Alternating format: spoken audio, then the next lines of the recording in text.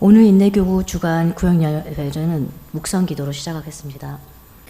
네, 박동근 장로님께서 저희 기도 인도해 주시겠습니다.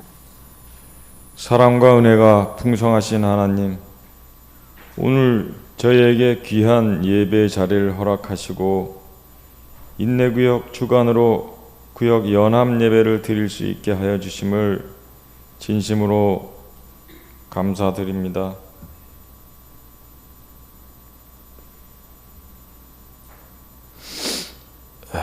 이 시간 우리의 삶을 인도하시고 날마다 함께 하시는 주님의 사랑을 찬양합니다. 우리가 연약할 때에도 지켜주시고 우리를 붙들어 주시는 주님의 신실함을 기억합니다. 하루하루 살아갈 때 주님의 은혜를 잊지 않고 늘 감사하는 삶을 살게 하옵소서. 주님, 우리의 삶을 돌아볼 때 연약함과 실수가 많음을 고백합니다. 마음과 입술로 주님을 찬양하지만 때로는 세상의 유혹에 흔들리고 나태함과 교만으로 주님을 멀리한 적이 있음을 회개합니다. 주님, 이 나라는 대통령의 잘못된 판단으로 인해 온 나라가 정치, 사회적으로, 경제적으로 극심한 위기에 처해 있습니다. 진실은 하나일진데 저마다의 잣대를 들이대고 정의를 빙자한 선동을 일삼는 바람에 국민들은 온통 혼란과 혼동에 빠져들었습니다. 어둠 속에서 새날을 주시는 희망의 주님, 이 땅에 민주주의를 파괴하는 이들과 법과 정의를 훼손하는 무리를 맞아 결국 승리하게 하옵소서. 이 위기를 잘 극복해 민주주의를 한껏 성숙시키고 안정된 나라로 자리 잡을 기회로 삼게 하여 주시옵소서. 질병과 아픔 가운데 있는 이들을 위로하시고 주님의 치유의 손길로 회복시켜 주옵소서. 어려운 여러 가지 경제적으로 혹은 육체적으로 고통을 받고 있는 이들에게 소망과 평안을 주시고 주님께서 길을 열어 주옵소서. 주님, 다시금 우리가 온전한 평화이신 그리스도를 따라 평화의 누룩이 되어 이 땅에 희망을 부풀리며 살아가게 하옵소서. 다시금 우리가 희망이 되게 하옵시며 우리를 늘 사랑하시며 인도하시는 예수 그리스도의 이름으로 기도드립니다. 아멘. 오늘 성경 말씀은 골로새서 2장 6절부터 19절입니다. 한 주씩 저희 교독하겠습니다. 그러므로 여러분이 그리스도 예수님을 주님으로 받아들였으니 그분 안에서 살아가십시오. 여러분은 그분 안에 뿌리를 받고 세우심을 입어서 가르침을 받은 대로 믿음을 굳게 하여 감사의 마음이 넘치게 하십시오. 누가 철학이나 헛된 속임수로 여러분을 횡물로 삼을까 조심하십시오. 그런 것은 사람들의 전통과 세상이 유치한 원리를 따라하는 것이요 그리스도를 따라하는 것이 아닙니다. 그리스도 안에 온갖 충만한 신성이 몸이 되어 머물고 계십니다. 여러분도 그분 안에서 충만함을 받았습니다. 그리스도는 모든 통치와 권세의 머리이십니다. 그분 안에서 여러분도 손으로 행하지 아니하되 곧 육신의 몸을 벗어버리는 그리스도의 할례를 받았습니다. 여러분은 세례로 그리스도와 함께 묻혔고 또한 그분을 죽은 사람들 가운데서 살리신 하나님의 능력을 믿는 믿음으로 그리스도 안에서 그리스도와 함께 살아났습니다. 또 여러분은 죄를 지은 것과 육신이 할례를 받지 않는 것 때문에 죽었으나 하나님께서는 여러분을 그리스도와 함께 살리시고 우리의 모든 죄를 용서하여 주셨습니다. 하나님께서는 우리에게 불리한 조문들이 들어있는 빈 문서를 지워버리시고 그것을 십자가에 못 박으셔서 우리 가운데서 제거해 버리셨습니다. 그리고 모든 통치자들과 권력자들의 의장을 제시키시고 그들을 그리스도의 무 사람의 불경거리로 삼으셨습니다. 그러므로 먹고 마시는 일이나 명절이나 조승달 축제나 안식일 문제로 아무도 여러분을 심판하지 못하게 하십시오. 이런 것은 장차 올 것들의 그림자일 뿐이요 그 실체는 그리스도에게 있습니다. 아무도 겸손과 천사 숭배를 주장하면서 여러분을 비방하지 못하게 하십시오. 그런 자는 자기가 본 환상에 도취되어 있고 육신의 생각으로 터무니없이 교만을 부립니다. 같이 교독하시겠습니다. 그는 머리에 붙어 있지 않습니다. 온몸은 머리이신 그리스도로부터 각 마디와 힘줄을 통하여 영향을 공급받고 서로 연결되어서 하나님께서 자라게 하시는 대로 자라나는 것입니다. 네, 인도교구 찬송하겠습니다.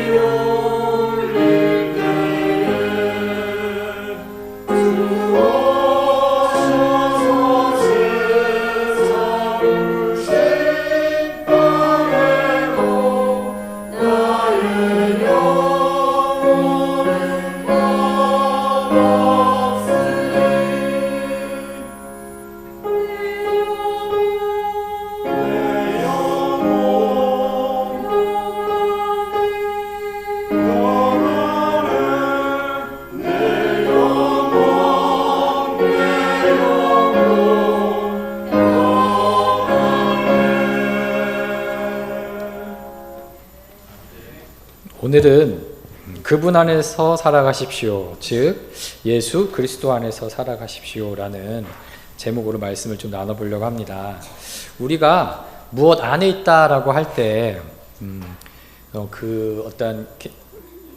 그 말의 뜻이 우리가 특정 장소나 공간 안에 있다라는 의미도 갖고 있지만 어디에 소속되어 있다라는 것을 말할 때에도 어디 안에 있다라고 표현할 수 있습니다.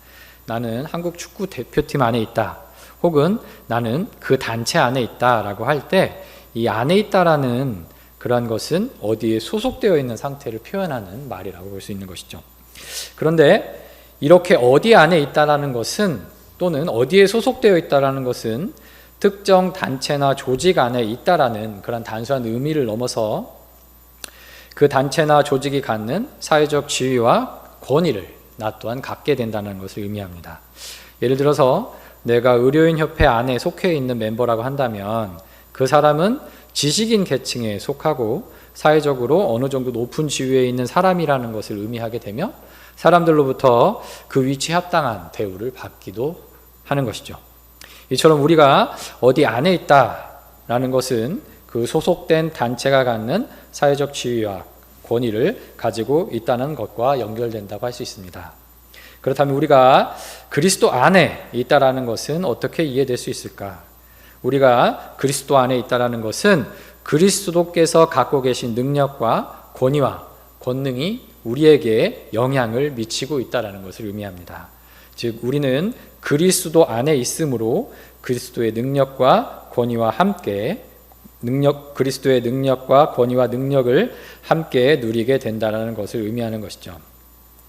그러면 우리가 그리스도 안에 있게 됨으로써 얻게 되는 이 새로운 자격은 무엇일까요? 우리가 그리스도 안에 함께함으로써 얻게 되는 우리의 사회적 지위 같은 그러한 어떤 새로운 자격은 무엇일까요? 오늘 본문은 이 같은 자격을 크게 두 가지로 말합니다. 이 새로운 자격은 첫째로 그리스도의 신성의 충만을 우리도 받게 된다는 것이고요. 두 번째로 죄악의 고리를 끊고 새롭게 거듭나는 자격을 갖게 된다는 것입니다. 우리는 그리스도 안에 있으므로 그리스도의 충만함을 받는 자가 되는 것이고, 그리고 죄악을 벗어나 거듭난 자가 되는 이러한 자격을 얻게 되는 것입니다. 첫 번째로 우리가 그리스도 안에 있으면 우리는 그리스도의 신성의 충만함을 받은 자가 됩니다. 9절에서 10절 말씀입니다. 제가 읽어드릴게요. 그리스도 안에 온갖 충만한 신성이 몸이 되어 머물고 계십니다. 여러분도 그분 안에서 충만함을 받았습니다. 그리스도는 모든 통치와 권세의 머리이십니다. 예수님은 하나님의 아들이신 분으로서 하나님과 동등된 분이십니다. 그렇기 때문에 그분 안에는 무엇이 머물고 있다고 합니까? 온갖 충만한 신성이 머물고 있다고 합니다. 이러한 그리스도의 신성은 무엇을 의미한다고 할 수 있을까요? 그것은 세상을 창조하는 창조주를 의미합니다. 그것은 존재 자체, 곧 스스로 있는 자임을 의미합니다. 그것은 세상을 다스리고 섭리 가운데 이끄시는 유일한 주관자임을 의미합니다. 그리고 그 주관자로서 만왕의 왕이심을 뜻하기도 합니다. 우리는 그리스도 안에 있어서 이러한 신성의 충만함을 받게 됩니다. 우리를 새롭게 창조하시고 우리를 존재하게 하시고 우리를 이끄시고 우리를 다스리시는 그리스도의 섭리 가운데 우리는 살아가게 된다는 것입니다.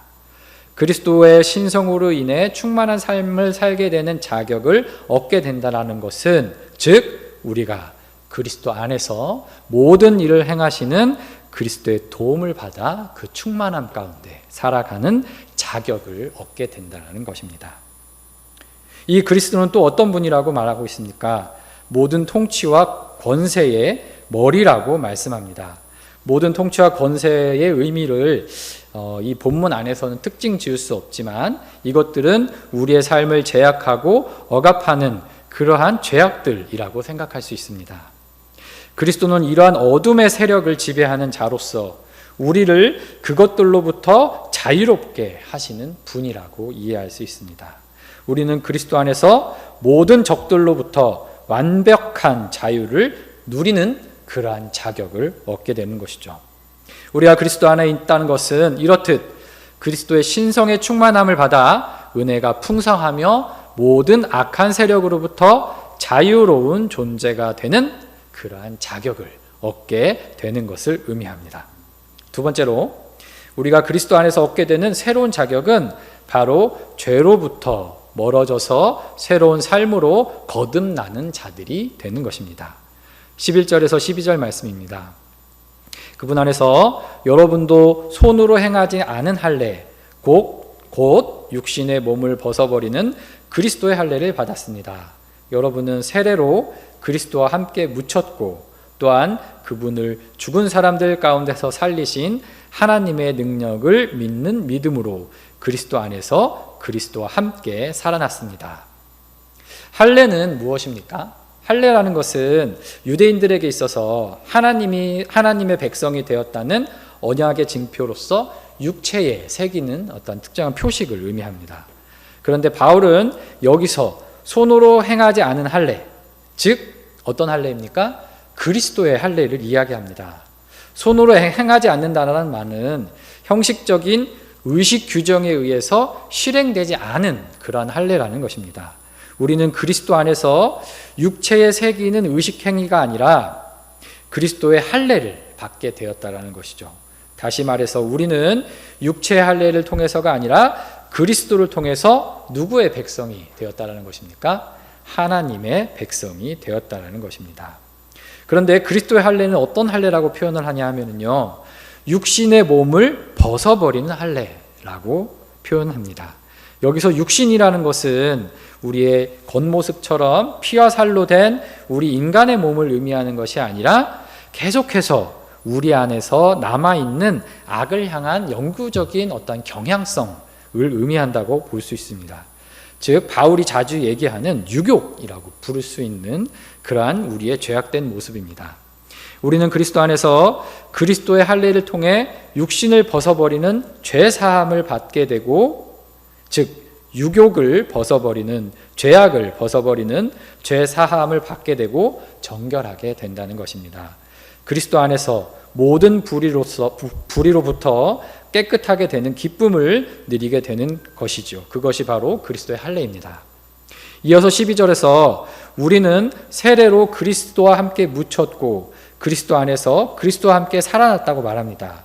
우리가 그리스도와 함께 묻혔다라는 것은 우리가 누구의 죽음에 참여한다라는 것입니까? 그리스도의 죽음에 참여한다라는 것을 의미합니다. 그렇다면 그리스도의 죽음은 무엇을 의미하는 것일까? 이게 굉장히 중요한데요.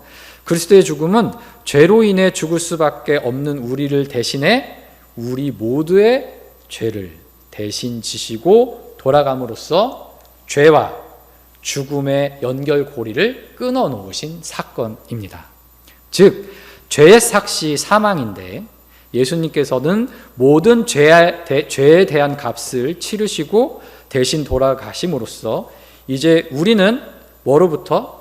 죄로부터 사망에 이르는 그 고리가 끊어지게 되었고 그로부터 우리는 자유롭게 되었습니다. 그렇기 때문에 우리가 그리스도의 죽음에 참여한다는 것은 죄의 대가로 받아야 할 사망의 의무로부터 해방된다는 것을 의미합니다. 그리고 우리는 이러한 그리스도와 함께 죽음과 함께 그리스도 안에서 그리스도와 함께 살아남으로써 죄악으로부터 거듭나 이제 새로운 생명을 얻게 되었다라고 말합니다. 그리스도와 함께 살아났다는 것은 이제 새로운 삶으로 거듭났다는 것을 의미합니다. 이제 불의와 죄악된 삶에서 선하고 의롭고 자비로운 삶으로 거듭나는 것입니다.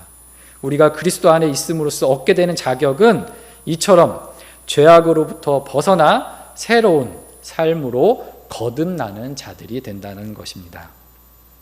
그런데 이러한 죄의 용서와 죄악으로부터의 자유가 어떻게 이루어지는 것인가 하는 것이 13절에서 15절 말씀에 이어지고 있는데요. 그 말씀에서는 그리스도 안에 새롭게 얻게 되는 죄로부터의 자유는 궁극적으로 하나님으로부터 주어진 것임을 말하고 있습니다. 그 원리를 정리를 하자면 죄의 용서와 거듭남은 하나님의 주관적인 개입을 시작으로 해서 그리스도 안에서 그리스도를 통해 우리에게 주어지는 것이라는 점입니다. 즉 우리의 죄로부터의 자유와 새로운 생명의 거듭남은 하나님이 주관하셔서 시작되는 것인데 그것은 누굴 통해서? 그리스도를 통해서 우리에게 주어지는 그러한 자격이라는 것이죠. 13절 말씀입니다. 또 여러분은 죄를 지은 것과 육신이 할례를 받지 않은 것 때문에 죽었으나 하나님께서는 여러분을 그리스도와 함께 살리시고 우리의 모든 죄를 용서해 주셨습니다.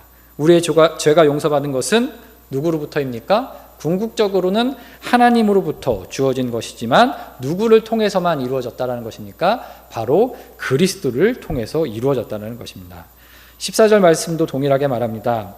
하나님께서는 우리에게 불리한 조문들이 들어있는 빈 문서를 지워버리시고 그것을 십자가에 못 박으셔서 우리 가운데서 제거해 버리셨습니다.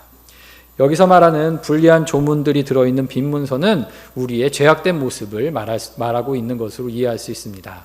우리의 이러한 빈 문서를 하나님께서는 어디에 못 박으셨습니까? 십자가에 못 박으셨습니다. 즉 그리스도의 십자가에 우리의 죄를 못 박으심으로써 우리 가운데 이 모든 죄를 제거해 버리셨다는 것이죠. 즉 우리의 죄사함과 새로운 거듭남은 하나님으로부터 시작해서 그리스도를 통해 우리에게 주어진다는 것이죠. 15절 말씀도 동일합니다. 그리고 모든 통치자들과 권력자들의 무장을 해체시키시고 그들을 그리스도의 개선 행진의 포로로 내세우셔서 뭇 사람의 구경거리로 삼으셨습니다. 여기서 말하는 통치자들과 권력자들은 우리를 지배하는 악의 세력이라고 생각할 수도 있을 것입니다. 하나님께서는 이러한 악의 세력의 권력을 무장해제시키시고 누구의 개선 행진에 내세우셨다고 합니까? 바로 그리스도의 개선 행진에 내세우셨다고 합니다. 즉 하나님께서 우리를 죄로부터 구원하시기 위해 그리스도를 통해 그 죄악을 무장해제시키셨다는 것이죠. 이러한 사실은 우리의 구원이 하나님으로부터 시작해서 그리스도를 통해 이루어진다는 사실을 확인하게 해줍니다. 그렇기 때문에 우리가 그리스도 안에 있을 때에만 하나님께서 주시는 구원의 은혜와 새 생명의 거듭남을 누릴 수 있다는 것이죠. 죄의 용서와 구원은 그리스도 안에 있을 때에 주어지는 자격이라는 것입니다. 그리스도 안에 있을 때에만 우리는 이러한 자격을 갖게 되는 것입니다. 이것이 말하고자 하는 바는 우리를 사망에서 생명으로, 종노릇에서 자유로 옮기는 것은 철학이나 헛된 속임수, 사람의 전통, 유치한 원리에 의해 이루어지는 것이 아니라 바로 하나님으로부터 그리스도를 통해 이루어진다는 것을 확증하고 있는 말씀입니다. 그렇다면 그리스도 안에서 그리스도의 신성의 충만함을 받고 두 번째로 죄악된 삶에서 벗어나 새롭게 거듭난 자들의 삶에 그러한 자격을 갖추었다면 우리는 어떠한 삶을 살아가야 할까요? 그것은 오늘 말씀에서 계속되고 있는 철학이나 헛된 속임수, 즉 사람들의 전통과 세상의 유치한 원리를 따라 사는 것이 아닙니다. 철학과 헛된 속임수는 거짓 교설, 내용이 없고 공허하며 사람을 유혹하고 오도하는 것을 가리킨다고 할 수 있습니다. 그것은 사람들이 만들어낸 전통이요 세상의 참 가치가 아니라 아주 유치한 원리입니다. 그것은 존경받을 만한 전통이라고 말하지만 교회의 가르침에 침투해서 교회를 위태롭게 만드는 거짓 진리입니다. 이런 가르침에 대해서 16절에서 18절에는 이렇게 말하고 있습니다. 먹고 마시는 일, 명절, 초승달 축제, 안식일 문제, 겸손, 천사 숭배 등이 이렇게 서술되고 있습니다. 이렇게 열거한 내용들이 구체적으로 무엇을 말하는지는 굉장히 불명확하다고 합니다. 그러나 확실한 것은 이러한 것들이 골로새 교회를 위태롭게 만드는 거짓 교훈이라는 것이죠. 이러한 것들은 거짓 교사의 가르침이요 헛된 가르침입니다. 바울 사도는 이 같은 거짓을 따르는 것이 아니라 오직 우리의 머리 대신 그리스도로부터 영향을 공급받고 서로 연결되어서 하나님께서 자라게 하시는 대로 자라나야 한다고 말합니다. 세상의 거짓 가르침에 따르는 것이 아니라 신성의 충만함을 지니시고 우리를 죄악에서 살리시는 누구 안에서? 그리스도 안에서 살아가야 한다는 것이죠. 그렇다면 현재 지금 우리가 사는 세상의 거짓과 가르침은 무엇이 있을까요? 그것은 아마도 성공 위주의 삶, 돈이 중시되는 물질 만능주의, 남들보다 더 높은 지위와 권력을 가져야 한다는 권력욕, 나와 타인을 비교하며 남들보다 우위에 서야 한다는 이기심, 타인을 협력자로 보는 것이 아니라 경쟁자로 보는 시각, 남을 섬기기보다는 섬김을 받고 대접받으려고 하는 마음, 인종차별, 장애인차별, 성차별과 같은 각종 차별들을 당연시 여기는 인식, 또 종교적으로는 이단들의 잘못된 가르침 등등 이러한 다양한 것들이 바울이 얘기한 그러한 거짓 교사의 가르침에 속할 수 있을 것 같습니다. 우리는 이러한 세상적 가치들을 쫓는 것이 아니라 어떤 가치를 쫓아야 합니까? 그리스도 안에서 그리스도가 우리에게 주시는 그러한 가르침과 가치를 쫓아야 한다는 것이죠. 중요한 것은 우리가 그리스도 안에 살아가야 한다는 것입니다. 우리는 이처럼 그리스도 안에 살아가야 합니다. 그런데 우리가 가만히 앉아 있는다고 해서, 그냥 가만히 있는다고 해서 그리스도 안에 살아가는 자들이 될 수 없습니다. 그만큼의 수고와 노력이 필요합니다. 그리스도 안에 살아가는 방법을 7절 말씀은 이렇게 증언합니다. 7절 말씀 또 제가 읽어드리도록 하겠습니다. 여러분은 그분 안에 뿌리를 받고 세우심을 입어서 가르침을 받은 대로 믿음을 굳게 하여 감사의 마음이 넘치게 하십시오. 우리는 먼저 그분 안에 뿌리를 박는 그러한 삶을 살아가야 합니다. 즉 우리가 그분 안에 살아가기 위해서는 우리는 그분 안에 뿌리를 박아야 합니다. 그리스도라는 비옥한 토양에 뿌리를 깊게 박고 어떠한 비바람에도 쓰러지지 않는 나무가 되어야 합니다. 그리고 그 비옥한 토양으로부터 풍부한 영양분을 공급받는 자들이 되어야 합니다. 그리고 우리는 그분 안에서 세우심을 입어야 합니다. 건축물이 벽돌 한 장 한 장을 쌓아가며 그 건축물의 높이가 올라가듯이 그리스도의 말씀에 의해 삶이라는 건축물이 한층 한층 세워져 올라가야 합니다. 그 말씀에 의해 세워져 가며 단단한 건축물로 올라가야 합니다. 그리고 우리는 믿음을 굳건하게 해야 합니다. 굳건하다는 것은 흔들리지 않는다는 것입니다. 어떠한 유혹에도 무너지지 않는다는 것입니다. 그런데 이러한 믿음의 굳건함은 가르침을 받는 데서 온다고 합니다. 세상의 거짓 가르침이 아니라 그리스도의 가르침을 따라 굳건한 믿음을 가져야 합니다. 마지막으로 감사의 마음이 넘치게 해야 합니다. 감사의 마음이 넘치게 한다는 것은 주를 찬양하는 마음이 넘치는 것을 의미합니다. 우리가 타인의 도움을 받을 때, 그러한 도움에 감사할 때 그 감사를 표현하는 방법은 선물을 주거나 감사의 말을 전하는 것 등이 있는데요. 우리가 하나님께 감사한다라는 것은 우리의 입술로 감사의 내용을 찬양하고 은혜를 베푸시는 그분을 칭송하는 것을 의미합니다. 우리가 그리스도 안에 뿌리박고 말씀으로 나를 세워가며 믿음을 굳게 하고 감사의 찬송을 풍성하게 할 때 우리는 그리스도 안에 살아가는 자들이 됩니다. 이곳에 계신 모든 성도님들은 바로 이러한 사실을 항상 기억하시면서 그리스도와 함께 동행하며 이 세상을 승리 가운데 살아가는 자들이 되시길 간절히 소망합니다. 함께 기도하시겠습니다. 사랑의 주님, 지금 이 시간 우리의 인생에 가장 중요한 것이 무엇인지를 생각해 봅니다. 그것은 값진 보석도 아니고 남들보다 뛰어난 능력도 아니며 하늘을 찌를 듯한 명성도 아니고 모든 것을 압도하는 권력도 아님을 깨닫습니다.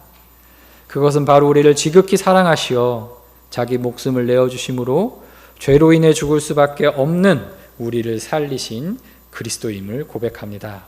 세상의 어떠한 가치보다 더욱 빛나고 고귀한 가르침과 실천을 보여주신 그리스도와 함께 동행하며 그분 안에 살아가는 저희가 되게 하여 주시옵소서. 예수님의 이름으로 기도드립니다. 아멘. 하늘에 계신 우리 아버지, 아버지의 이름을 거룩하게 하시며 아버지의 나라가 오게 하시며 아버지의 뜻이 하늘에서와 같이 땅에서도 이루어지게 하소서. 오늘 우리에게 일용할 양식을 주시고 우리가 우리에게 잘못한 사람을 용서하여 준 것 같이 우리 죄를 용서하여 주시고 우리를 시험에 빠지지 않게 하시고 악에서 구하소서. 나라와 권능과 영광이 영원히 아버지의 것입니다. 아멘.